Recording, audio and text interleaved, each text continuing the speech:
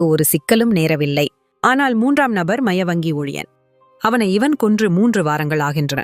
அந்த வங்கி ஊழியன் பேர் உதிஷ். புதிய நகரத்தின் வடக்கே ஒரு சிறிய மாட்டுப் பண்ணையை ஜேம்ஸ் என்பவன் நடத்தி வந்தான். அவன் தன் பண்ணையை அடைமானம் வைத்து வங்கியில் கொஞ்சம் கடன் வாங்கியிருந்தான். ஜேம்ஸால் அந்த கடனை அடைக்க முடியவில்லை. அதனால் அவன் கடனுக்காக வங்கி அவன் பண்ணையை பறிமுதல் செய்து அவனை வெளியே அனுப்பிவிட்டது. ஆனால் அந்த பண்ணை ஜேம்ஸின் கடன் தொகைக்கு மட்டும் மதிப்பாக்கப்பட்டது. அவன் கட்ட வேண்டிய வட்டியில் 2 ரூட்கள் அப்படியே இருந்தன. 2 ரூட் என்பது 1000 வெள்ளிகளுக்குச் சமம். அந்த 2 ரூட்டை அவன் வங்கிக்கு கட்டியாக வேண்டும். இவன் தாமதிக்கும் நாட்களுக்கு எல்லாம் வட்டி ஏறிக்கொண்டே போகும். அதனால் ஜேம்ஸ் காட்டுப்பகுதிக்கு வந்து ஒரு மர வீட்டைக் கட்டி தன் வாழ்க்கையை நடத்தத் தொடங்கினான். ஜேம்ஸுக்கு ஆலீஸ் என்ற 17 வயது மகளும் இருந்தாள். அவளும் தன் தந்தையுடன் அந்த காட்டுப்பகுதியில் வாழ வேண்டிய நிலை ஏற்பட்டது.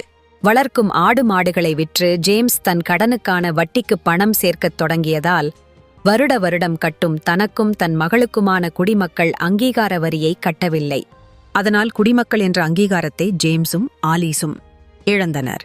ஜேம்ஸும் ஆலீஸும் குடிமக்கள் இல்லை என்பதால் அவர்களின் 2 ரூட்டை கட்டுவதற்கான கால அவகாச சலுகை ரத்தானது. இதனால் வங்கி ஜேம்ஸிடமிருந்து விரைவாக எஞ்சியிருக்கும் வட்டியை வசூலிக்க உத்தரவிட்டது. அந்த பணி உதிஷிடம் வந்தது. இந்த உதிஷ் அவ்வப்போது ஜேம்ஸிடம் கடனை திருப்பிக் கேட்டு தொல்லை கொடுத்தான். தன்னிடம் சேர்ந்துள்ள பணத்தை கொடுத்து உதிஷிடம் கால அவகாசம் கேட்டான் ஜேம்ஸ்.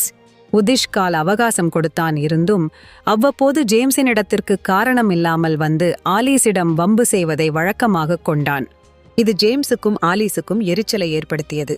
இதனால் ஜேம்ஸ் தன் பாதுகாப்புக்கு ஒரு வேட்டை துப்பாக்கியை வாங்க நினைத்தான்.